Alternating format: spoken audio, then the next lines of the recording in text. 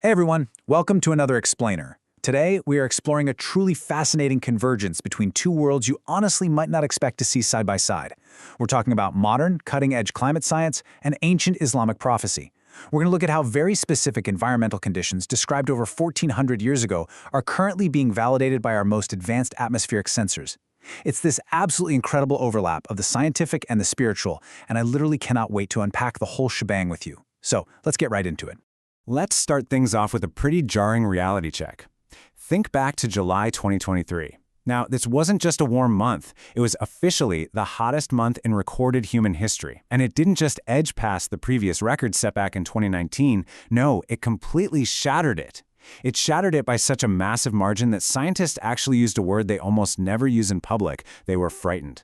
I mean, we literally saw the Mediterranean burn, the Amazon dry out, and ocean temperatures hit absolute record highs. Now, the world generally approaches this whole crisis through a secular, scientific framing, right? On the secular side, you have groups like the Intergovernmental Panel on Climate Change demanding unprecedented, immediate global action to avoid irreversible consequences. But I want you to look at the Quranic framing, a perspective that predates modern climate science by 14 centuries.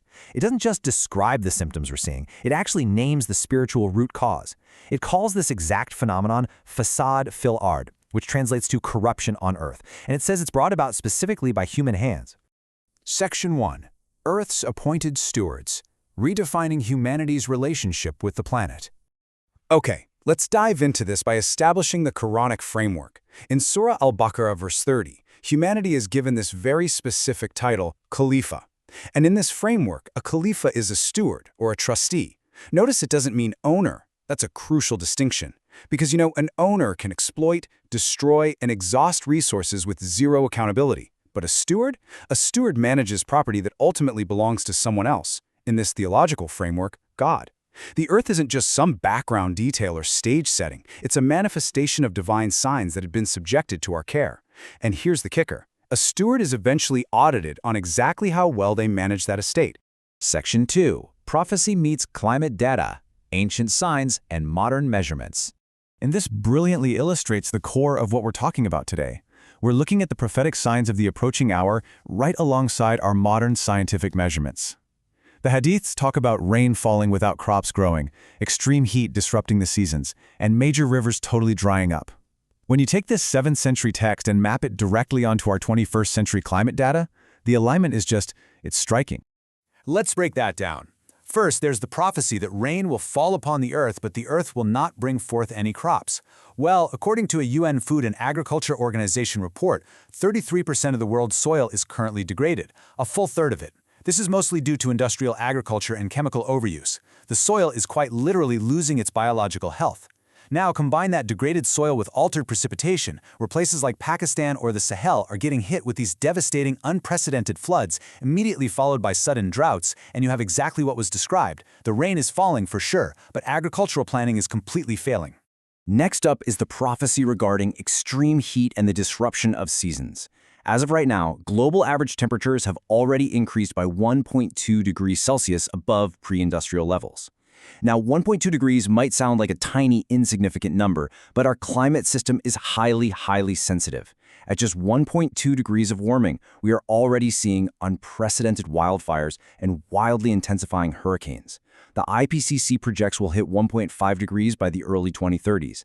And interestingly enough, the Middle East, the very region where these prophecies were originally spoken, is currently warming at twice the global average. Then we have the specific prophecy about the dying of rivers and contested water resources. And guys, the data here is incredibly sobering. Since the 1970s, the Euphrates River, literally one of the ancient cradles of human civilization, has lost 40% of its flow volume. 40%! And it's not just the Euphrates. Lake Chad down in Africa has shrunk by an unbelievable 90% in just 50 years. These rivers and lakes are turning into heavily contested geopolitical resources, exactly as described in ancient text regarding the end times. Section 3. Corruption by human hands. Diagnosing the root cause. I really want you to take a second and absorb this powerful verse from Surah Ar-Rum, verse 41. Corruption has appeared throughout the land and sea by reason of what the hands of people have earned. The source text here is so incredibly explicit. It absolutely does not blame natural planetary cycles or random cosmic events. It points the finger directly at us. It identifies human choices and human actions as the direct, undeniable cause of the environmental corruption, or Fasad, that we're witnessing all around us today. Now, what's really interesting about this slide is the direct parallel in the messaging. On one side, you have a 7th century revelation stating unequivocally that corruption on Earth is caused by human hands. On the other side, you have the modern IPCC 5th Assessment Report concluding with over 95% scientific certainty that climate warming is primarily due to human activities. Activities like burning fossil fuels, which, by the way, pushed atmospheric CO2 from 280 to 420 parts per million. Using completely different languages and frameworks, the ancient text and the modern scientific report arrive at the exact same conclusion regarding causality. It's us. So a very natural question arises from all this source material. Is climate change considered a specific sign of the Day of Judgment in this framework? Well, the scholarly consensus is actually quite nuanced. Does it fulfill specific minor signs like disrupted seasons and dying rivers? Yes, absolutely.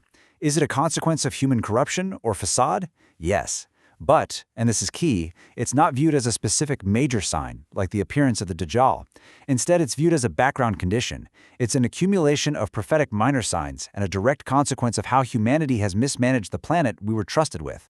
Section 4. The Prophetic Action Plan, moving from despair to Earth stewardship. So the crucial point is, what do we actually do with this information? The amazing thing is, the Islamic framework doesn't permit despair. It mandates a practical action plan. 1,400 years before the modern green movement was even a concept, there were clear mandates on ecological preservation. Number 1, plant something, literally anything. Number 2, stop wasting water, even if you're sitting right next to a flowing river. 3, reduce food waste, which we now know is a massive driver of modern emissions. 4, make active prayers or dua for the Earth's healing. And 5, learn and teach this framework of Earth's stewardship to the next generation. These aren't just vague ideas. They are highly specific, actionable steps. To really reinforce how deeply environmentalism is tied to this spiritual framework, just consider this beautiful quote from Prophet Muhammad. No Muslim plants a tree or sows seeds from which a bird, a human, or an animal eats, except that it will be counted as charity for him. Think about that. Every single act of ecological conservation is simultaneously a spiritual act of ongoing charity, known as sadaqah. It's the ultimate, practical fulfillment of our duty as the Khalifah, the Earth's steward. I want to wrap things up and leave you with a highly provocative thought rooted deeply in this tradition. It is said that even if the world is literally ending, like if the Day of Judgment is upon you and you happen to hold a tiny seedling in your hand, you must plant it. That challenges us so deeply, doesn't it? In the face of all this terrifying climate data we look at every day, do you surrender to despair? Or do you step up, right here and now, to fulfill your earthly trust? Will you still plant the seedling? Thank you so much for exploring this fascinating convergence with me today. See you next time.